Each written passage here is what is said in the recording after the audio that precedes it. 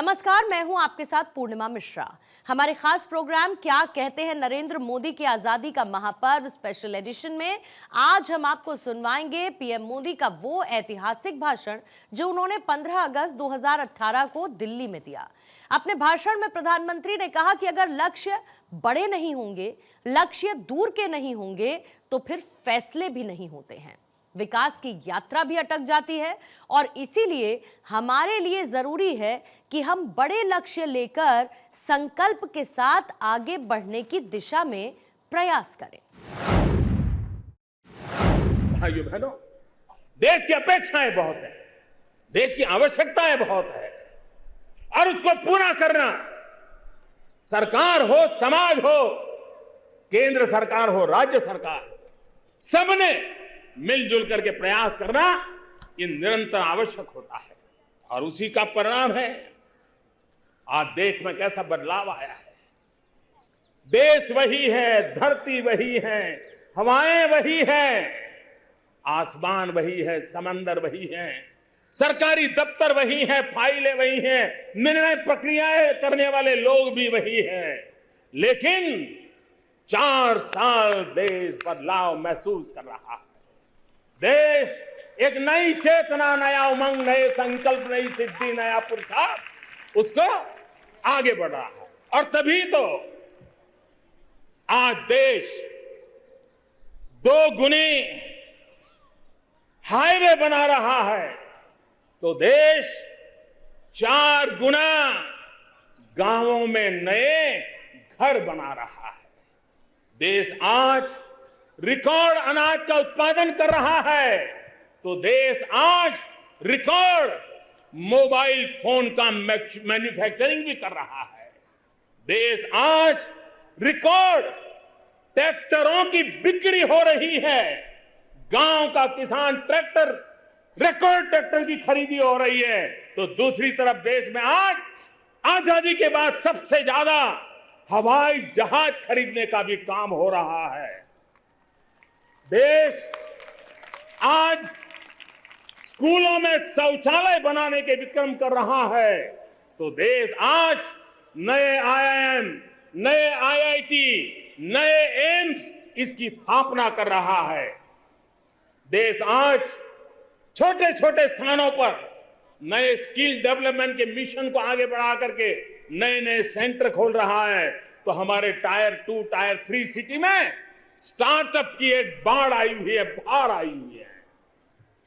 भाइयों बहनों, आज गांव तक डिजिटल इंडिया, एक तरफ हम डिजिटल इंडिया को लेकर आगे बढ़ रहे हैं तो एक संवेदनशील कर सरकार एक तरफ डिजिटल हिंदुस्तान बने इसके लिए काम कर रही है तो दूसरी तरफ मेरे जो दिव्यांग भाई बहन हैं उनके लिए कॉमन साइन, उसकी डिक्शनरी बनाने का काम भी उतने ही लगाव के साथ आज हमारा देश कर रहा है। हमारा देश का किसान इन दिनों आधुनिकता, वैज्ञानिकता और जाने के लिए micro irrigation, drip irrigation, sprinkler उस पर काम कर रहा है तो दूसरी तरफ 99 पुरानी बंद पड़ी सिंचाई के बड़े बड़े प्रोजेक्ट भी चला रहा है। हमारे देश की सेना कहीं पर भी प्राकृतिक आपदा हो पहुंच जाती है। संकट से घिरे मानव को रक्षा के लिए हमारी सेना करुणा, माया, ममता के साथ पहुंच जाती है। लेकिन वही सेना जब संकल्प लेकर के चल पड़ती है तो सर्जिकल स्ट्राइक करके दुश्मनों के दांत खट्टे करके के आ जाती है। यह हमारा देश विकास का कैनवास कितना बड़ा है, एक भी छोड़ देखिए, दूसरा छोड़ देखिए, देश पूरे बड़े कैनवास पर आज नए उमंग और नए उत्साह के साथ आगे बढ़ रहा है। मैं गुजरात से आ रहा हूं। गुजरात में एक कहावत है, निशान चूक माफ, लेकिन नहीं माफ नीचा निशान। एम बड़े होने चाहिए, सपने बड़े होने चाहिए, उसके लिए मेहनत पड़ती है, जवाब देना पड़ता है, लेकिन अगर लक्ष्य बड़े नहीं होंगे, लक्ष्य दूर के नहीं होंगे, तो फिर फैसले भी नहीं होते हैं, विकास की यात्रा भी अटक जाती है। और इसलिए मेरे प्यारे भाइयों बहनों, हमारे लिए आवश्यक है कि हम बड़े लक्ष्य लेकर के संकल्प के साथ आगे बढ़ने की दिशा में प्रयास करें। और जब लक्ष्य ढुलमुल होते हैं, हौसले बुलंद नहीं होते हैं, तो समाज जीवन के जरूरी फैसले भी सालों तक अटके पड़े रहते हैं। एमएसपी देख लीजिए, इस देश के अर्थशास्त्री मांग कर रहे थे, किसान संगठन मांग कर रहे थे, किसान मांग कर रहा था, राजनीतिक दल मांग कर रहे थे कि किसानों को लागत का 1.5 गुना एमएसपी मिलना चाहिए। सालों से चर्चा चल रही थी, फाइलें चलती थी, अटकती थी, लटकती थी, भटकती थी, लेकिन हमने फैसला लिया, हिम्मत के साथ फैसला लिया कि मेरे देश के किसानों को लागत का 1.5 गुना एमएसपी दिया जाएगा। जीएसटी, कौन सहमत नहीं था? सब कोई चाहते थे जीएसटी, लेकिन निर्णय नहीं हो पाते थे। फैसले लेने में मेरा अपना लाभ, गैर लाभ, राजनीति, चुनाव, यही चीजों का दबाव रहता था। आज मेरे देश के छोटे छोटे व्यापारियों की मदद से, उनके खुलेपन से, नएपन को स्वीकारने के उनके स्वभाव के कारण आज देश ने जीएसटी लागू कर दिया। व्यापारियों में एक नया विश्वास पैदा हुआ। मैं देश के व्यापारी आलम को, छोटे मोटे उद्योग करने वाले आलम को जीएसटी के साथ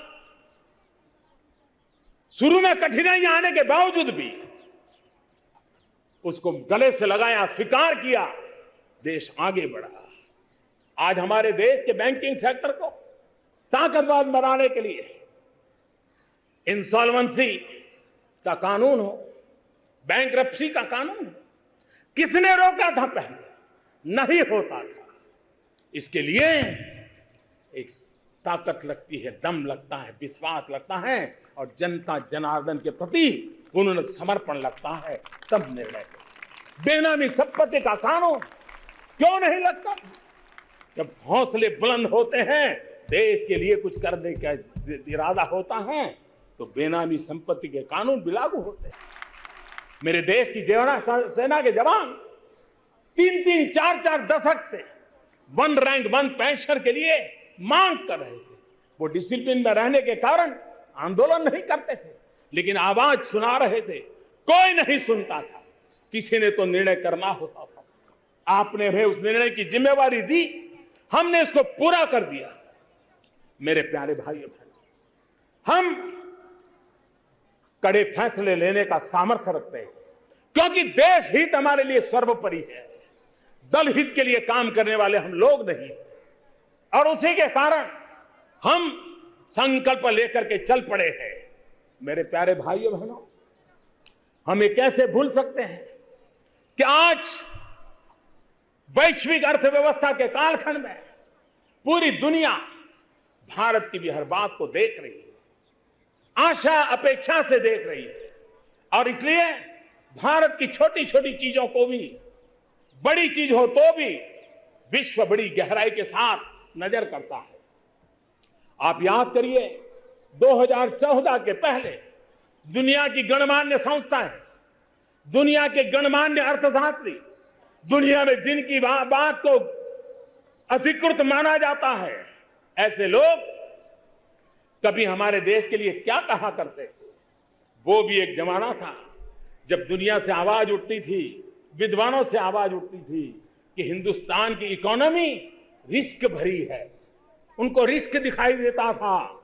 लेकिन आज वही लोग, वही संस्था है, वही दोस्त बड़े विश्वास के साथ कह रही है कि रिफॉर्म मोमेंटम फंडामेंटल को मजबूती दे रहा है। कैसा बदलाव आ गया। एक समय था, घर में हो या घर के बाहर, दुनिया एक ही कहती है, रेड टेप की बात करती थी, रेड टेप की बात करती थी, लेकिन आज रेड कारपेट की बात हो रही है। ईज ऑफ डूइंग बिजनेस में हम 100 तक पहुंच गए। आज पूरा विश्व इसको गर्व से ले रहा है। वो भी दिन था जब विश्व मान करके बैठा था भारत यानी पॉलिसी पैरालिसिस, भारत यानी डिलेड रिफॉर्म। वो बात हम सुनते थे, आज भी अखबार निकाल के देखोगे तो दिखाई देगा। लेकिन आज दुनिया से एक ही बात आ रही है, रिफॉर्म, परफॉर्म, ट्रांसफॉर्म, एक के बाद एक नीति विषयक समयबद्ध निर्णयों के सिलसिला। वो भी एक वक्त था जब विश्व भारत को फ्रेजाइल 5 में गिनता था। दुनिया चिंतित थी कि दुनिया को डुबोने में भारत भी अपनी भूमिका अदा कर रहा है। फ्रेजाइल 5 में हमारी गिनती हो रही थी। लेकिन आज दुनिया कह रही है भारत मल्टी ट्रिलियन डॉलर के इन्वेस्टमेंट का डेस्टिनेशन बन गया है।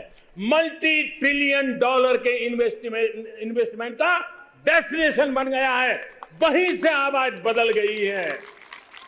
मेरे प्यारे भाइयों बहनों, दुनिया भारत के साथ जुड़ने की चर्चा करते समय हमारे इंफ्रास्ट्रक्चर की चर्चा करती थी। कभी बिजली जाने से ब्लैकआउट हो गया, उन दिनों को याद करती है। कभी बॉटल नेक की चर्चा करती थी। लेकिन वही दुनिया, वही लोग, वही दुनिया को मार्गदर्शन करने वाले लोग इन दिनों कह रहे हैं सोया हुआ हाथी, भारत के लिए कह रहे हैं सोया हुआ हाथी अब जग चुका है, चल पड़ा है। सोए हुए हाथी ने अपनी दौड़ शुरू कर दी है। और दुनिया के अर्थवेत्ता कह रहे हैं, इंटरनेशनल इंस्टीट्यूशंस कह रही है, आने वाले 3 दशक तक, 30 साल तक विश्व की अर्थ ताकत को भारत गति देने वाला है। भारत एक विश्व के विकास का नया स्रोत बनने वाला है। ऐसा विश्वास आज भारत के लिए पैदा हुआ है।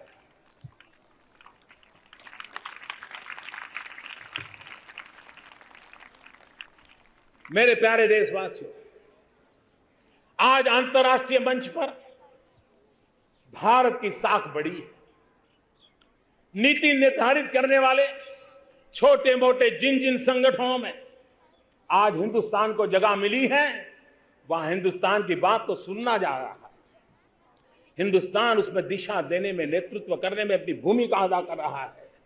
दुनिया के मंचों पे हमने अपनी आवाज को बुलंद की है। मेरे प्यारे देश भाइयों, कई वर्षों से जिन संस्थाओं में हमें सदस्यता का इंतजार था, आज देश को विश्व की अनगिनत संस्थाओं में हमें स्थान मिला है। आज भारत पर्यावरण की चिंता वालों के लिए, ग्लोबल वार्मिंग के लिए परेशानी की चर्चा करने वाले लोगों के लिए भारत एक आशा का किरण बना है। आज भारत इंटरनेशनल सोलर अलायंस पूरे विश्व में उसकी अगुवाई कर रहा है। आज कोई भी हिंदुस्तानी दुनिया में कहीं पर भी पैर रखता है तो विश्व का हर देश उसका स्वागत करने के लिए लालायित होता है। उसकी आंखों में एक चेतना आ जाती है हिंदुस्तानी को देख करके। भारत के पासपोर्ट की ताकत बढ़ गई है। हर भारतीय के आत्मविश्वास ने एक नई ऊर्जा, नया उमंग लेकर के आगे बढ़ने का संकल्प पैदा किया है। मेरे प्यारे देशवासियों, विश्व में कहीं पर भी अगर मेरा हिंदुस्तानी संकट में है तो आज उसे भरोसा है कि मेरा देश मेरे पीछे खड़ा रहेगा। मेरा देश संकट के समय में मेरे साथ आ जाएगा। और इतिहास गवाह है पिछले दिनों की अनेक घटनाएं जिसके कारण हम आप देख रहे हैं। मेरे प्यारे देशवासियों, विश्व में भी भारत की तरफ देखने का नजरिया जैसे बदला है, वैसे ही हिंदुस्तान में भी जब कभी नॉर्थ ईस्ट की चर्चा होती थी तो क्या खबरें आती थी? वो खबरें जो लगता था कि अच्छा हो, ऐसी खबरें ना आए तो अच्छा हो। लेकिन आज मेरे भाइयों बहनों, नॉर्थ ईस्ट एक प्रकार से उन खबरों को लेकर के आ रहा है जो देश को भी प्रेरणा दे रहा है।